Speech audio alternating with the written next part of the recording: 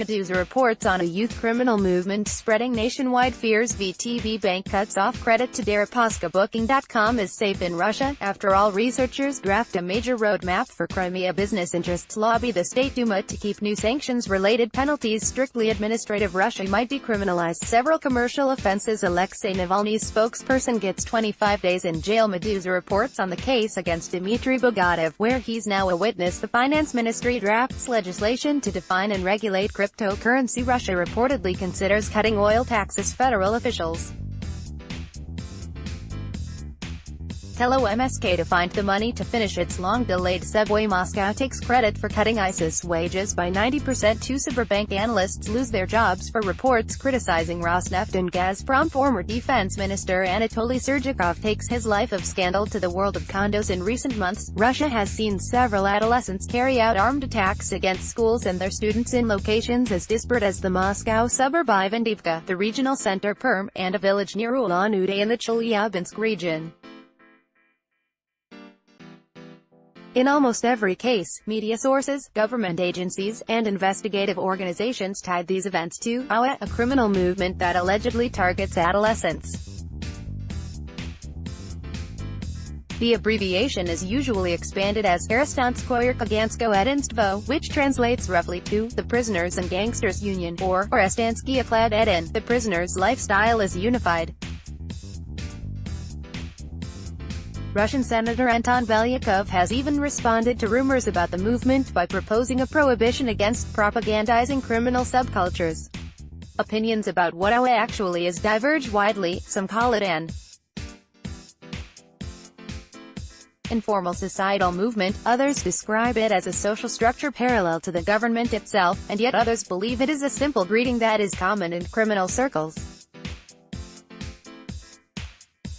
Meduza special correspondent Sasha Sulim traveled to the Irkutsk region, where she found both adolescents obsessed with the culture of AWA and police officers who combat it. You get a sanction, and you get a sanction, and you get a sanction. Flying money. Parting ways with Deripaska. Speaking to CNBC, VTB Bank president and chairman Andrei Kostin talked at length about his fears that U.S. sanctions against Russia have made a Third World War more likely. The real news nugget in the interview, however, was that VTB Bank is no longer working with or lending any new money to Oleg Deripaska, in light of Washington's sanctions against him and his businesses. Kostin, incidentally, is also one of the people targeted by U.S. sanctions. Following the U.S. Treasury's sanctions, the value of shares in Oleg Deripaska's companies Rusal and plummeted.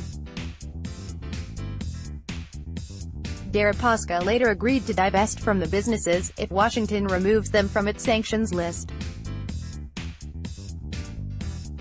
The U.S. government has said its issues are with Deripaska, not his companies. Booking.com Culture Ministry equals heart. Contrary to reports on Tuesday, Russia's Culture Ministry says it categorically opposes a ban on the online service Booking.com. Olga Yuryova, the ministry's director of tourism and regional policy, said her agency isn't proposing any measures against the website.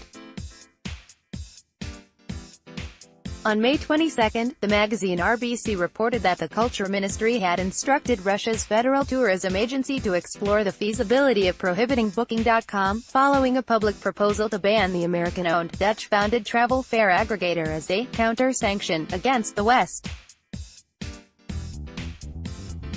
Booking.com reportedly controls 70% of Russia's hotel booking market, and Russians currently make up almost 7.5% of the website's global traffic.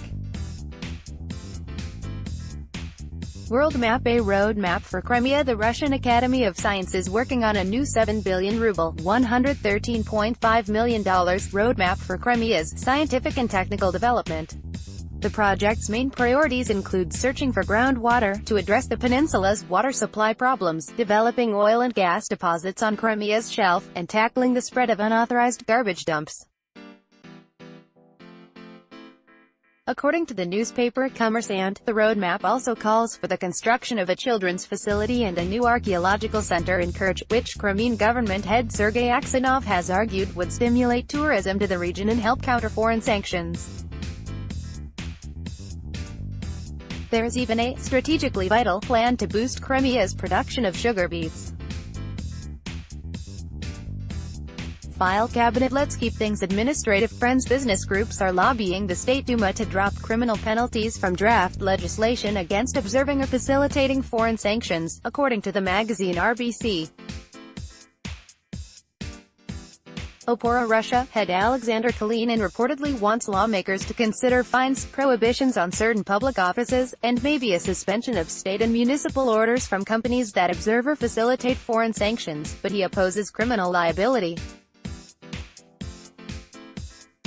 We believe there should be responsibility for enforcing foreign sanctions on Russian soil, but we also don't want to be shooting ourselves in the foot, Kalinin told a State Duma committee on Wednesday.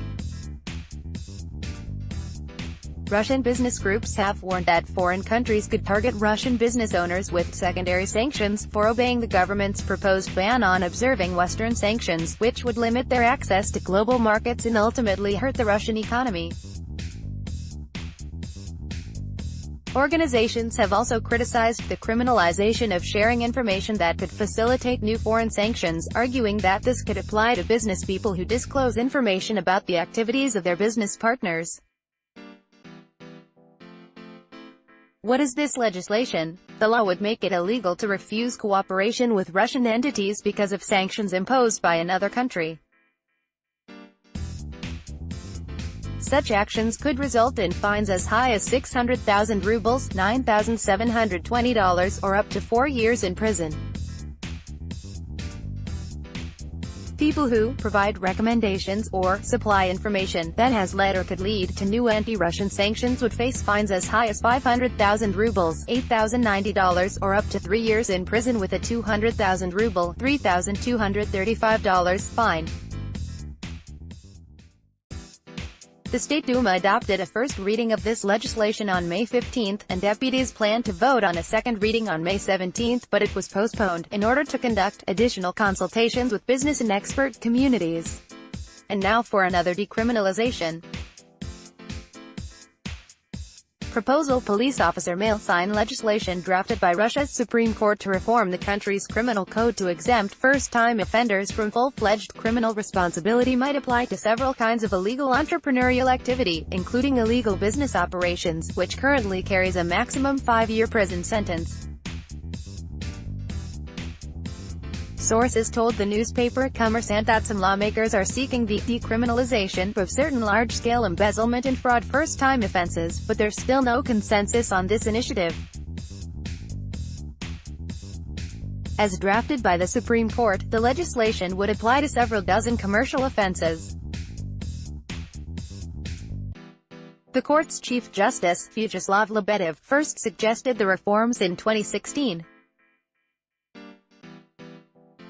In 2017, Russian courts convicted 146 people of conducting illegal business operations, and more than 270,600 people of various commercial infractions. All in a day's police work. Zippermouth face locking up Navalny's spokesperson. Moscow's Tverskoy District Court has sentenced Alexey Navalny's spokesperson, Kira Yarmysh, to 25 days in jail for helping him promote unpermitted anti-Putin rallies on May 5. Moscow police detained Yarmysh on May 22 when she tried to help another Navalny activist, Ruslan Chevetinov, who co-anchors the Navalny Live YouTube channel, whom the authorities detained outside his home earlier that day. Yarmysh has vowed to appeal the ruling. What happened on May 5? Across the country, police detained more than 1,600 demonstrators, including 158 minors. On May 15, Alexey Navalny was sentenced to 30 days in jail for organizing the illegal rallies. On May 23, the Moscow City Court rejected Navalny's appeal. Detective Mail signed finding the Tor browser criminal. The case against Dmitry Bogatov was one of Russia's most visible anti-terrorism investigations. In April 2017, police charged the mathematician with inciting terrorism and mass riots, after someone using his IP address posted extremist comments in an online forum for system administrators. Bogatov revealed that he operates a Tor exit node, meaning that anyone accessing the internet through his connection could have written the comments. This explanation didn't impress police officers, who arrested Bogatov, triggering a public campaign to get him out of jail. After several months, a court agreed to release him, and in mid-May 2018 the government finally dropped all charges. Investigators didn't close the case, however, and now they have a new suspect who's already confessed. Defining and regulating cryptocurrency. Bank federal lawmakers have adopted the first reading of legislation developed by the Finance Ministry that introduces Russia's first legal definition of cryptocurrency, designating it as digital property that is not a legal means of payment in Russia. The draft law also establishes a procedure for cryptocurrency transactions that includes a new kind of electronic contract, a smart contract. If the legislation is adopted, the buying and selling of cryptocurrencies would be legal only through special exchangers. Users would get their own accounts in digital wallets, though they wouldn't be allowed to have private keys to these ledgers.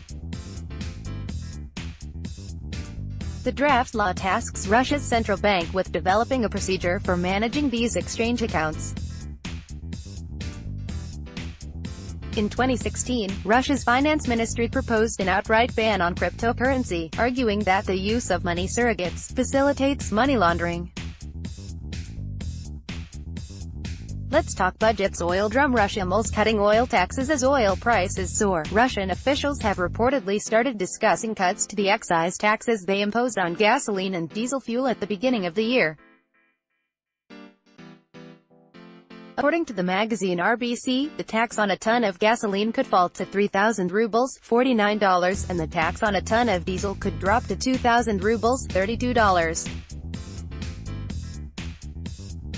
According to the newspaper Vedomosti, the government could lose roughly 100 billion rubles ($1.6 billion) if it goes ahead with the tax cuts. The new excise taxes introduced at the beginning of the year have led to higher gas prices across the country. In May, members of the Russian fuel union called the surge in costs unprecedented in an open letter to Prime Minister Dmitry Medvedev.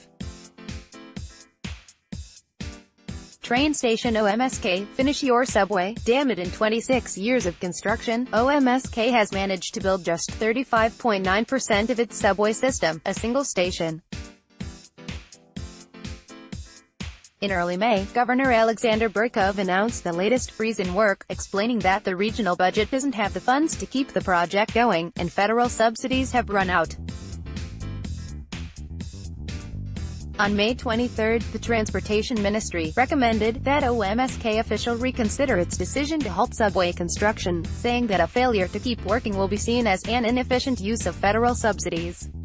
The federal government has already invested 6.1 billion rubles ($98.9 million), but Governor Bogatov says the project needs more assistance from Moscow. If the Transportation Ministry has concerns about his efficiency, he said on Wednesday, the Control and Accounts Chamber should conduct an audit. Downward trend. ISIS wages ain't what they used to be. ISIS combatants are reportedly earning 90% less than in 2016, and the Russian government says you're welcome. A senior foreign ministry official announced on Wednesday that the operating budget for ISIS has fallen to $400 million, from a high of $1.8 billion in 2014, thanks to a military campaign to cut off the terrorist group's access to important resources, especially in the oil trade. In early 2016, the U.S. Treasury Department said U.S.-led airstrikes had helped force ISIS to cut its fighters' pay by half. In July 2017, Russian diplomats said the allied coalition against ISIS had reduced the group's earnings by 50%. Be careful what you say, analysts. Things have ended poorly for Alex Fak, one of the, now former, analysts at Sberbank CIB, who concluded in a recent study that the main beneficiaries of Russia's export gas pipelines to China, the Power of Siberia, and Europe, Nord Stream 2, and Turkstream, are the contractors hired to build the pipelines, not Gazprom or its shareholders. These contractors include Stroy Gazmontaj, owned by Arkady Rotenberg, and Stroy Transneftgaz, half of which is owned by Gennady Timchenko and his family. In their report, Alex Fak and Anna Kotelnikova argued that Gazprom's capital investments in these projects are unlikely to turn a profit, highlighting that the Power of Siberia is expected to cost $55 billion, 5.5 times more than a proposed alternative pipeline. Speaking to the magazine RBC, Sberbank CIB head Igor Bulantsev said Fak's work was unprofessional and violated both internal policies and ethical standards, resulting in his termination from the company. Last fall, Fak also co-authored a different report that contained a series of critical remarks about Rosneft and its CEO, Igor Sechin. The report was later reissued with several redactions, including the removal of a whole paragraph that began, "Rosneft, we need to talk about Igor." A day later, on May 23, Sberbank CIB also fired Alexander Kudrin, the head of its analytical department. Serdyukov's Marvelous Utilities Math Electric Plug, a housing cooperative chaired by disgraced former Defense Minister Anatoly Serdyukov, is suing a tenant for 1.2 million rubles, $19,450 in unpaid utilities. The defendant says the cost of utilities in the building has doubled since Serdyukov took over in April 2016, though her arrears date back to 2013. The trial is scheduled to resume in June. The Moscow condominium complex includes the same apartment where former Defense Ministry Property Relations head Evgenia Vasilyeva spent her house arrest, before being convicted in May 2015 of illegally selling ministry property. She was sentenced to 5 years in prison, but she spent only a month behind bars, before being released on parole. Many attribute Vasilyeva's good fortune to her alleged romantic relationship with Serdyukov. Since 2015, the ex-defense minister has served as an industrial director for the state corporation Rostec.